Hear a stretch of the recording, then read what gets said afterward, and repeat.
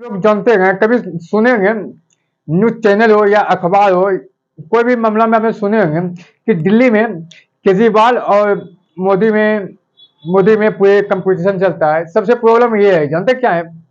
सबसे प्रॉब्लम ये है क्योंकि दिल्ली की सरकार चाहता है कि हमने दिल्ली को अपने हिसाब से चलाएं, और केंद्र सरकार चाहता है कि हम दिल्ली को अपने हिसाब चलाएंगे। क्योंकि इसमें दोनों का प्रॉब्लम और रीजन समझते हैं कि क्या है। देखिए, केजरीवाल चाहता है कि हमको पब्लिक ने फुल मेजोरिटी से मुझे बनाया है सरकार, तो हम अगर अगर पब्लिक का हम काम नहीं करेंगे तो कल जो हमने वादे किए हैं वो मैं पूरा कैसे करूंगा।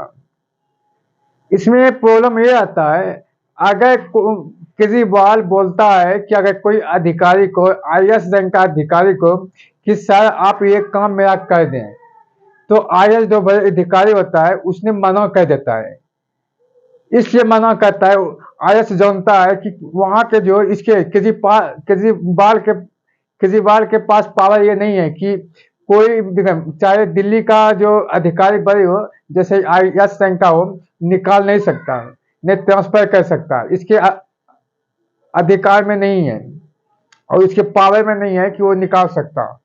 सबसे प्रॉब्लम ये हुआ जब देखें देश में, अगर ये दिल्ली, तो ऐसे आप समझते हैं कि दिल्ली एक यूनियन टेरिटरी है और केंद्र शासित प्रदेश है और सबका 29 स्टेट का ये राजधानी है।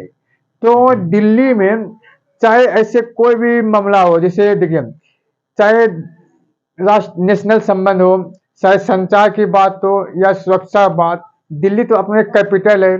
अगर केजरीवाल चाहता है कि हम वहाँ के अधिकारी को चाहे निलंबित करे या पोस्टिंग करे या ट्रांसफर करे या बर्खास्त करे, वो चाहता है, मगर ऐसे नहीं होगा। क्योंकि इसलिए नहीं होगा क्योंकि ये यूनियन टेरिटरी केंद्र शासित प्रदेश है, इसलिए नहीं होगा।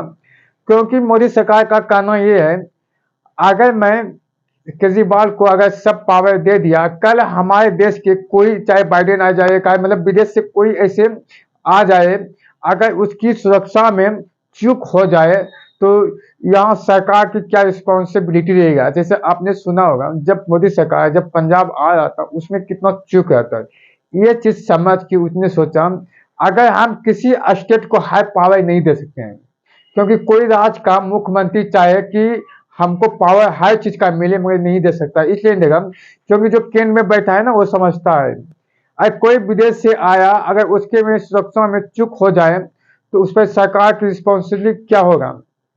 आप समझते होंगे कि इसलिए सरकार जो केंद्र है ना, इसलिए दिल्ली का सबसे प्रॉब्लम यही है।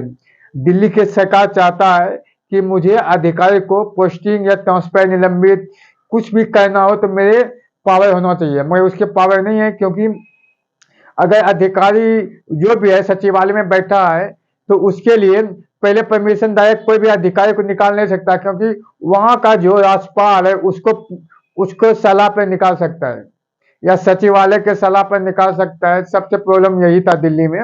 इसलिए जो अध्यादेश एक्ट आया है, इसमें प्रॉब्लम यही है। और विधानसभा और राज्यसभा में तुलना करेंगे तो बहुत कंपेरिजन क्या होता है। देखिए, जब मोदी जो है तो उसका लोकसभा में उसका फुल मेजोरिटी है, मतलब जो उसका सांसद है, मतलब 350 लगभग है मैक्सिमम में, और जो इसका राज्यसभा में 110 है। तो इसके लिए तो उसका राज्यसभा में इसको मेजोरिटी नहीं मिल रहा है।